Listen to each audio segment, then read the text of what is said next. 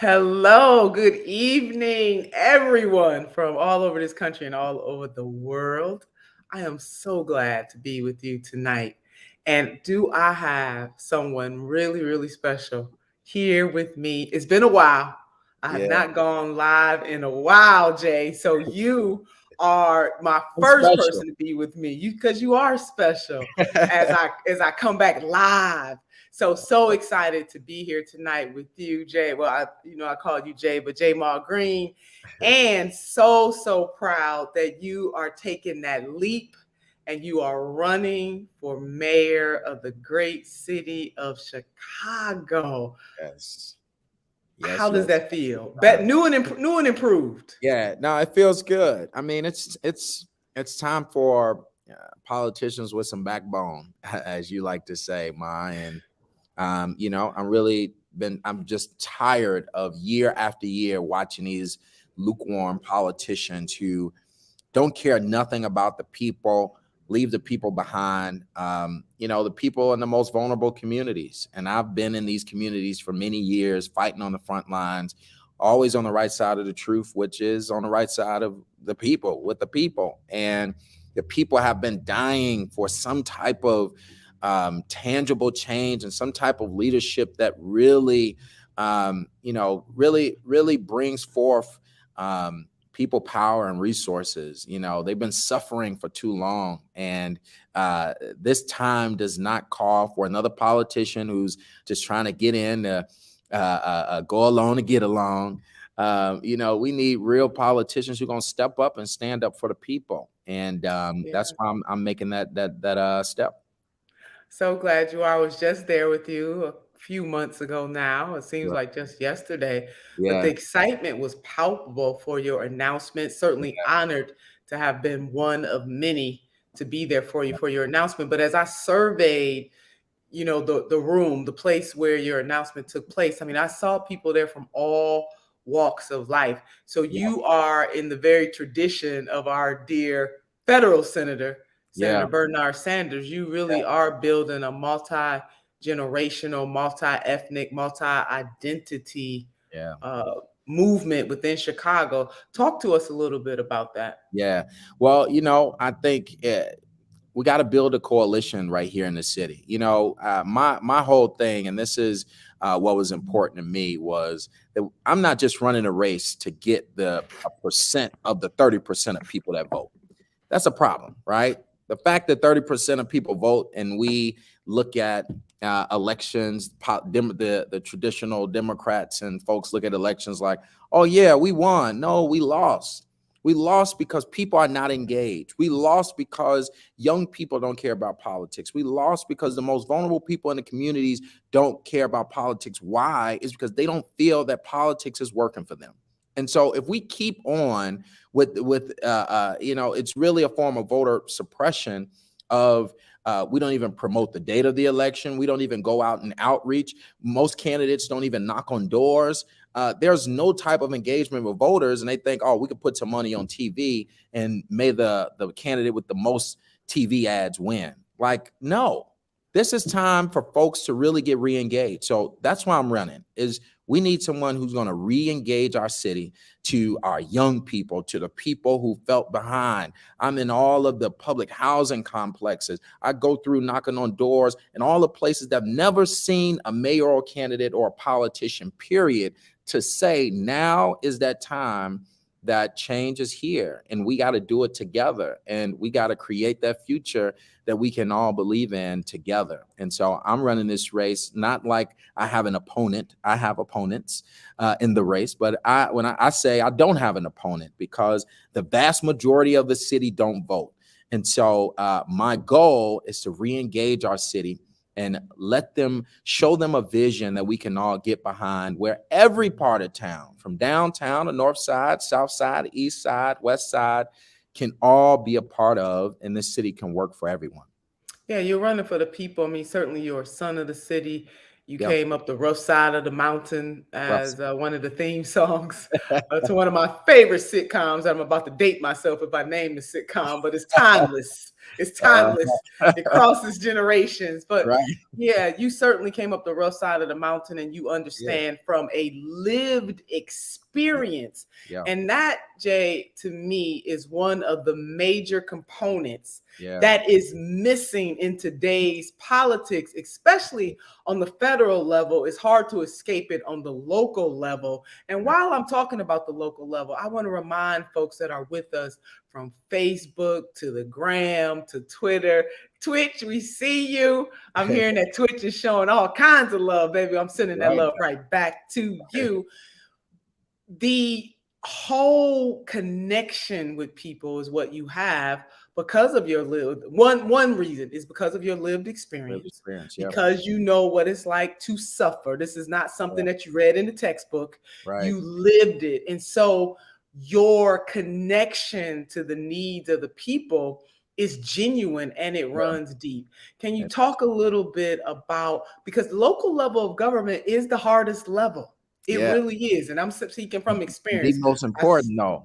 Most important and the hardest. The Because see, you can't run away somewhere. You can't get on an airplane and go to Washington or get in a car and go to the Capitol. Right. You right there where the people are. And no shade to the other levels, because I have certainly served, of course, yes, you know, on the state level and was working to serve on the federal. I get it. And was serving nationally, as you and I both served nationally, pushing for who we thought would have been the best president of the United States of America. But I digress. Let me get back to this. The local level is the hardest level of government, Jay. You get the call for the snow, the potholes, the barking dog, somebody lost their son, what is happening with police.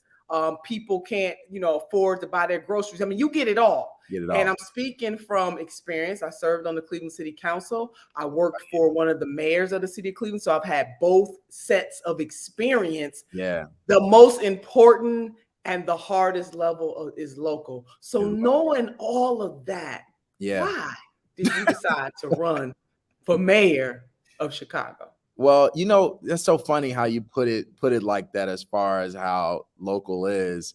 And that's really the reason why I'm running for a local office instead of a national office. Like I have the national profile, but I know how important the local level is. And I know how important it is to have someone that's actually from the local level lead us forward. We've had mayors who don't have the passion for communities all across the city, but elected literally from outside of the city. Our current mayor is actually from outside of the city as well. And so that passion, and there's a disconnect there from the people who, you know, are really suffering and the people who really need to be uplifted in our city. And I come from that. So I'm running for a couple reasons. And I think the first reason is because our young people, it really pains me to think about how young people are being treated in the city of Chicago. We've had, you know, almost 300 young people shot, dozens killed this year. I was literally just last week in my neighborhood, driving past and pulled over at a crime scene where an 18-year-old boy was shot and killed, and he was laying right in an alley, and I watched a sheet be put over him. And I look at our young people, and when they come from a broken household or no household, and they go into a broken school that is it's failing them. Our public school system don't have the resources to be able to make sure that they get the attention or the food or you know, so many things our young people are facing. Right, they can be homeless. They can come from a broken home, and they go in a classroom and they get treated, you know, less than or put out and with harsh disciplinary actions. They did it to me. I was kicked out of 9 schools, and so I was that kid who needed more support. Right, I was that kid who needed someone to really care about what was going on with me or why I was acting this way.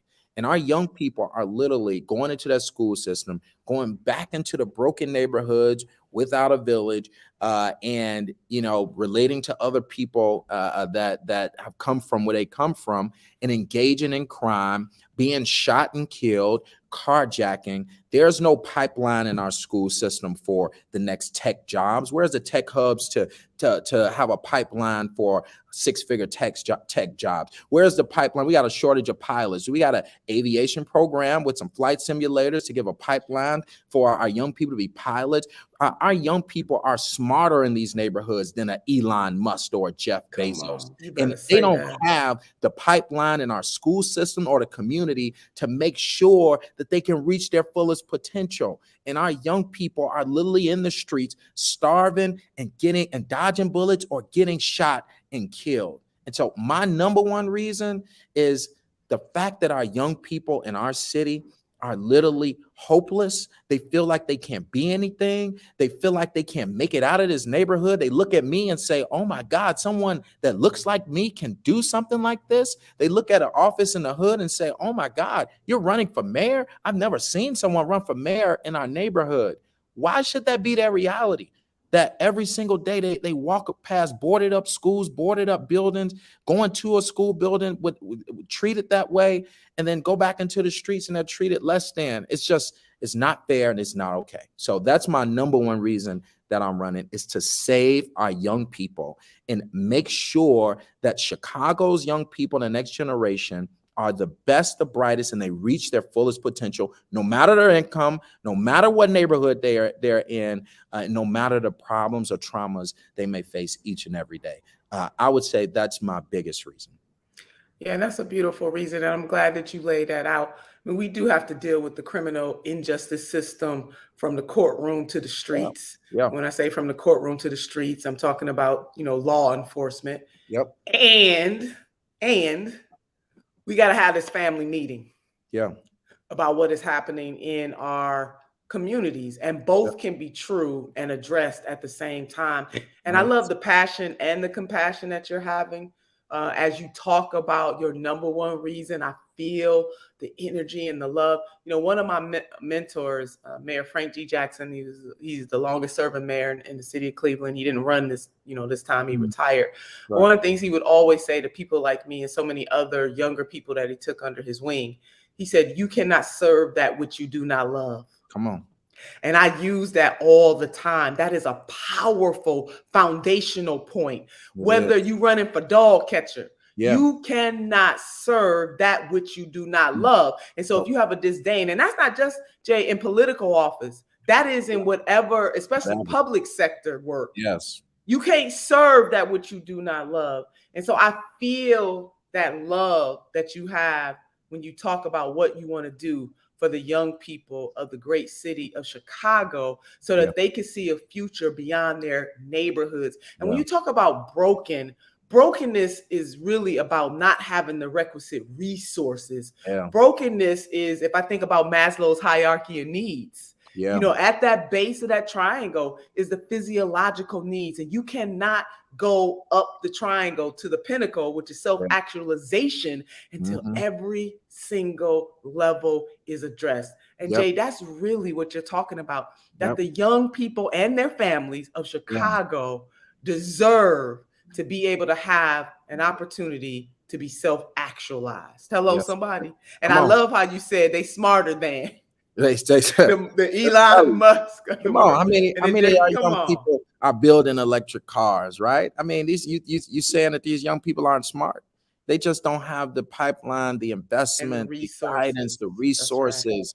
Right. I mean, these are bright kids. I had a kid come to me. I was in tears yesterday, and he came in front of the office, and he looked at the bus, and he saw everything, and he was just so amazed. And he out on the streets, and he's just like, I told him, I'm going to put you to work. And he was just like in tears of like, I've been praying for something like this. I want to get my life on the right track. And I've been in the streets, and this is so many of him out there and I saw so much light in him that isn't being used, right? Talented, speaks well. I mean, he was just smart. You saw the promise. I saw that promise. And he's out on the streets. and probably selling a little weed or whatever, trying to make him a few dollars. Like he has no outlet or nobody to grab him and say, "Hey, Sure. here's a better way." And when But that you are that somebody. You were that somebody. and You are that somebody. I am, and that's what I've been doing for years. And so I'm tired of constantly telling politicians what they should be doing, or this is what they should be investing in. I've been consulting politicians for years. I'm tired of it. It's now time for someone who knows these communities, who's not afraid of these communities, who walk in these communities each and every day, who talk to the gangs. I've settled gang rivalries. I've been in rooms with the biggest gang members and leaders of the city, squashing beefs and helping young people. This is what I do naturally because I'm just a neighborhood guy who really cares about the people, and we need a mayor like that. And We do. so that is essentially, when I talk about young people, I propose an idea to create a youth intervention department where we would hire youth interventionists, and they would have first priority over young people 25 and under. And that in a youth intervention department, say they are arrested with a nonviolent crime, or they drop out, or there are certain triggers and criteria that allow those youth interventionists to step in to be able to intervene in young people's life to put them on the right path. And so if they're homeless, if they get arrested for a nonviolent crime, instead of sending them to the state's attorney and they just gonna get right back out, we put them in a mentoring organization that we're partnering with, right? We put them in counseling that we pay for. We have to do everything that we can. Even if they, after we intervene, they still do something and go to jail. When they come out of jail, we still there, right? At every step, we have to put people on the right path to productivity, or it will end bad. We got 11 and 12-year-old carjackers right now, Ma. 11 and 12 years old, 13-year-old carjackers right now without parents. And what happens? They get arrested and they get right back out and they do it again. I got a 12-year-old who done carjacked 7 times and been arrested 7 times. 12 years old. And that should not be. What's gonna happen when he get 15 and he starts carrying a gun, and then he try to carjack somebody and they fight back and then he shoots them? Now it's like, oh my God, he got to be put away forever.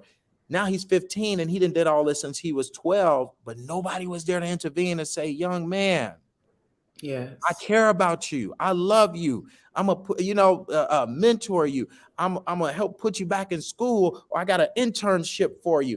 There's nothing there, and then we wait on it to get worse, and then he kills someone, and now it's like put him in jail forever. We got to stop that cycle. We have to stop that cycle.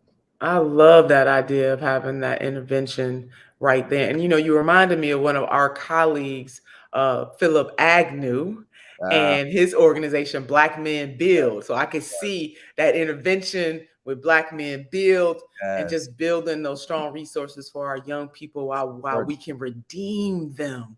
Let the redeemed of the Lord say so. We can do that. I love that so very much. And we have to get in there and not be afraid of our young people and try to save some lives. That is what this is about.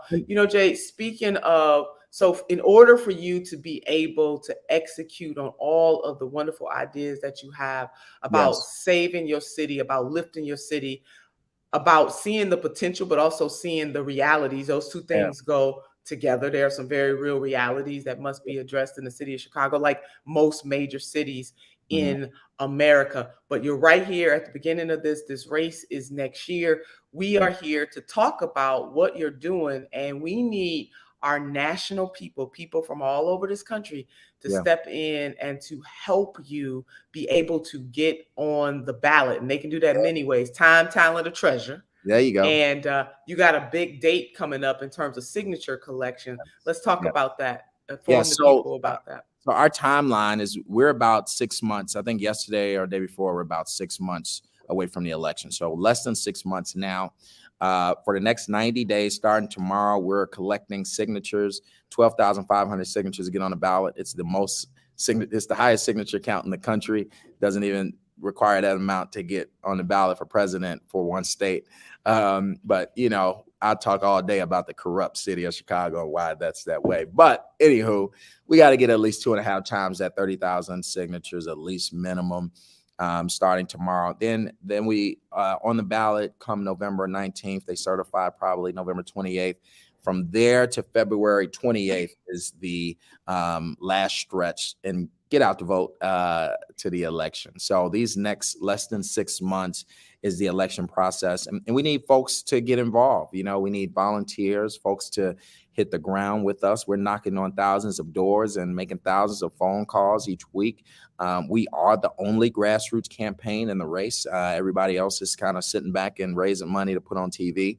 We believe in going straight to the people, and we want to re-engage our city. So we want folks to also donate. This is a people's funded movement. This is a grassroots movement. I come from the Bernie Sanders camp, so I understand what it means to raise hundreds of millions of dollars with small dollar donors, and we're trying to do that on a local scale. So we have lots of people that have signed up for recurring donations, as little as $1, $5, literally. Working class people who really just want some change. We've had hundreds of people donate, and we're trying to build that list. So you can help out in any of those ways. Hit the ground with us or donate at gogreenchicago.com. It's really time for this movement to happen. And when you build this local movement, then push it to the congressman and that national movement. And everyone looks at Chicago. When you look at president and the presidential candidate, Chicago is a big stumping ground. And so it definitely starts right here in the city of Chicago. And we want a real progressive, a people's progressive as mayor. Yeah, we do. And you all can help no matter where you are. It does matter. You may be asking yourself, well, I don't live in Chicago. I don't even live in the state of Illinois. Why does it matter? It matters. Matters. Because for each progressive candidate that we help to get elected, from school boards to the city council to mayor to the regional level, the state level, the federal, all of those things go together. It is the team. The teamwork makes the dream work. And in very real, everyday lived experiences, the local level matters more in real time than any other level of government. No, it's not the glitz and glamour. No, it's not the level that gets on TV the most to get the interviews. It is the level where the workhorse is. That's where the work is going. That is where the real lifeblood is happening on the local level. So we cannot sleep on the local level of government. I want you to go to text green to 61514 to get involved. Jay, give that email address again. The website is gogreenchicago.com. That's gogreenchicago.com. And to tell you a couple facts, this is history, right? We've always had older mayors. I will be the youngest candidate ever on the ballot and the youngest candidate ever to win a large city in the country. And it will be a very big statement to make for young people all across this country. And we're seeing that wave happen with candidates around, look at Maxwell Frost, right? Congratulations to him, 25 years old, the first Gen Zer to go to Congress. Young people are stepping up, right, to say, now is the time for us to lead for the next generation. And so this is history that we're making. And just real quick, on the platform piece, our future floor plan is on our website as well, where we talk about our 4 pillars, from public safety to modernizing city government to transportation to climate justice. And throughout this race, we're going to be moving forward continuous, progressive policies on how we're going to move our city forward in every single way, no matter what side of town. Luckily, I'm a neighborhood guy, but I'm also a businessman. I'm also in real estate. And so I can tie to every sector and make sure that this city works for everybody. And I'm a collaborator and a common sense guy. And, that's kind of what we need to get our city working. Well, all of those things go together. I am so proud of you.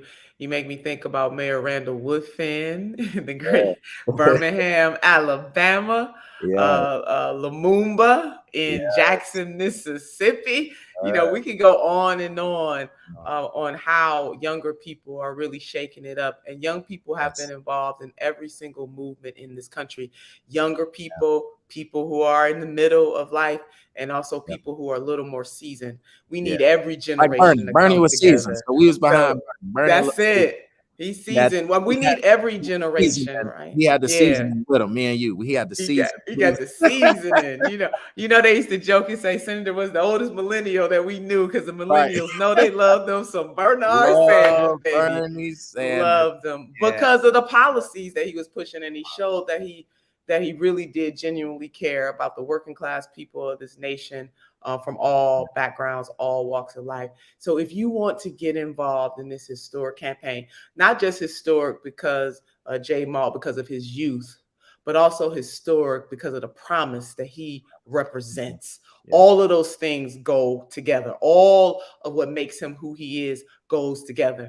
And this is for the unborn, the young, the middle of the way, and the seasoned. All of us have a role to play. everybody, Great things everybody got a only happen when all the generations come together. Because I know, there Jay, you and go. I'm saying this because people Everybody. like to separate. Nuh-uh. No, no, no, no, no. We are all, Yep. every And I'm, generation. and I'm so happy to say that our campaign team has literally every generation, every ethnic group.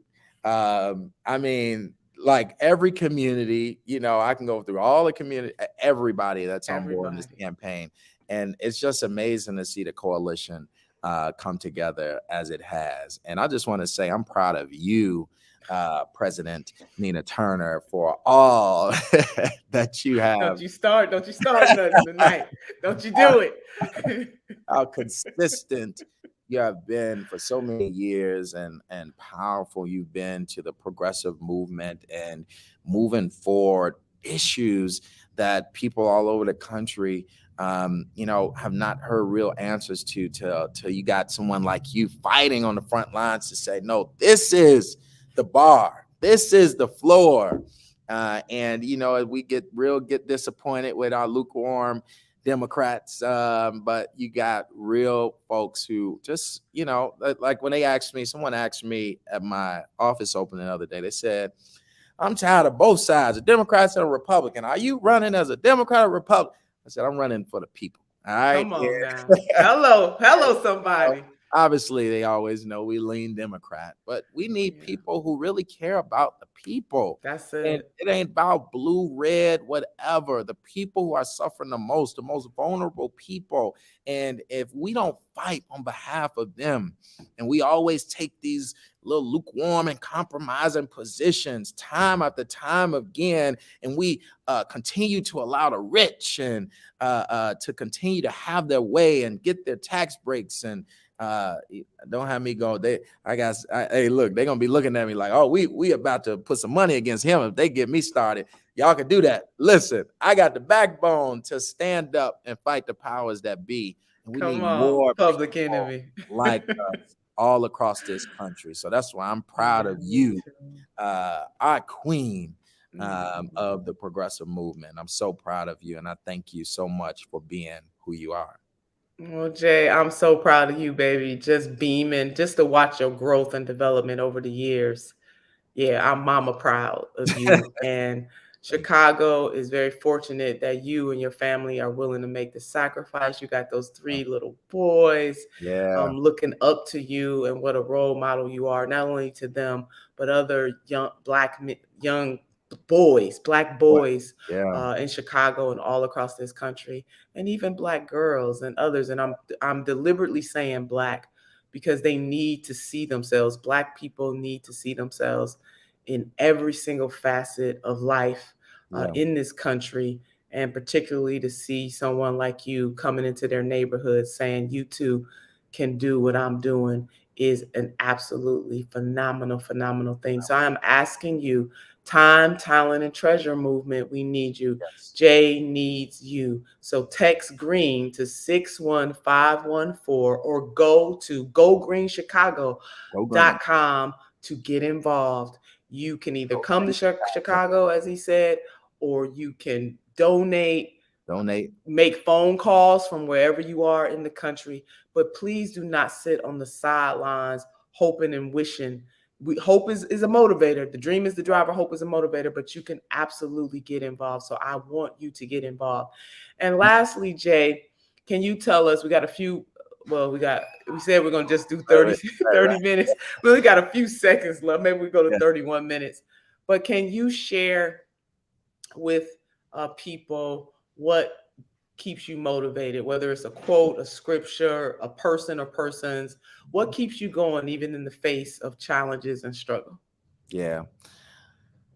My kids, God put something on me when he gave me 3 boys. I don't got no girls. He gave me 3 boys. And when I look at my fight each and every day, the ones who are killing or being killed in the city of Chicago are young boys. And so it's just so much motivation there to create a better future for them because they're getting older. My oldest is about to be 7. And, he's getting older and watching everything. And, I want them to be able to have a city that they can grow up in, that's safe, that they can get, be in a great community. They can own a home in, that they can have a career in. And so our young people, period, I want my kids and everyone else's kids to be able to do that. And our youth, I think, is just what touches my heart. I just had a young boy just leave out before this live who was just smart as a whip. And he's just like, you got my vote, and he's just he's probably not even 5th grade. And Yes. these young people be inspired and want more. That's what keeps me motivated and what keeps me going. And that's a beautiful thing. His little boys, because he wants a beautiful city and a beautiful world for them, which means he wants a beautiful city and a beautiful state Yes. and a beautiful world for your children, no matter how you identify, no matter what your ethnicity or race. We Yep. can come together to build something beautiful. So, Jay, you Yeah. talked about the bones. I was thinking about Frederick Douglass before I go to the bones and we close it out. But as you talk about the youth, it reminded me of a quote from Frederick Douglass, and this is not verbatim, but he said that is easier to build strong children than it is to repair broken There you men. go. There And you I'm go. paraphrasing, but just to hear you talk made me think about that. Yes. So I need all of you to support Jamal Green so that he can inject the promise and the excitement in the city of Chicago to help to build strong children so that we Yes. are not repairing broken men and broken women. So please, your time, your talent, your treasure, text Green to 61514 or go greenchicago.com. And I'm going to close with the bones, my grandmother's bones, the wishbone, the jawbone, and the backbone. The All right. wishbone is for hoping and praying because hope is the motivator. The dream Yep. is the driver. The jawbone is for you to lift your voice and speak a truth to power. And the most important bone of them all is the backbone Back. because it will give us the courage to stand, even when we stand in the lone stand anyhow. When you are Yeah. standing for what is just, when you are standing for what is right, and when you are standing for what is good, baby, you standing and you are not standing alone. Jamal Green has my grandmother's wishbone, the Yeah. jawbone, and the backbone. He is standing for something that transcends our current reality. I need you, yes, you, and 5 of your closest friends and frenemies to get involved. It's time to call on frenemies at this Come moment on. and help the son of Chicago become the next mayor of that great city. Jay, love you, baby, and so I love glad you that so you much. are Thank you running. so much for having Thank you. me. Thank you. It was a pleasure. And thank you all for joining us on all the social media. We Yes. do appreciate you. Please spread the word about this inspiring young man who's Congratulations on running. Unbossed coming out Thank you. October. Unbossed Hey, on hey, TYT, baby. yes. October 17th, baby. We're going to get, oh, Lord, we're going to do that daggone thing. Yes, subscribe to Unbossed. Subscribe. Please subscribe to Unbossed. Go to unbossed.com. Go to Unbossed at TYT on YouTube, on Facebook. Hey, go and subscribe. Thanks for bringing that up, Jay. I almost Yes. forgot. I'm so excited about that. Unbossed with I'm Nina excited. Turner, baby. I After can't. my shero, one of my sheroes, the one and only, the honorable Congresswoman Shirley Chisholm, who ran for president, the first Black Yes. woman in 1972, and her Come on. campaign slogan, Unbought, And I'm boss, you better yep. know it. All right. I'm I love sending it. so much love. Wherever you are, Thank we are you. sending love. Whatever you may be going through, we are asking for deliverance. Those of us who are faith filled, everybody is not. That's fine. However you roll, you roll. But we are faith filled. Whatever you are going through in this moment, we are praying. As my sister Marianne Williams often says, for angels, both mortal and divine, to Yes. help you through this moment. Sending love, beloveds. All Good right. night.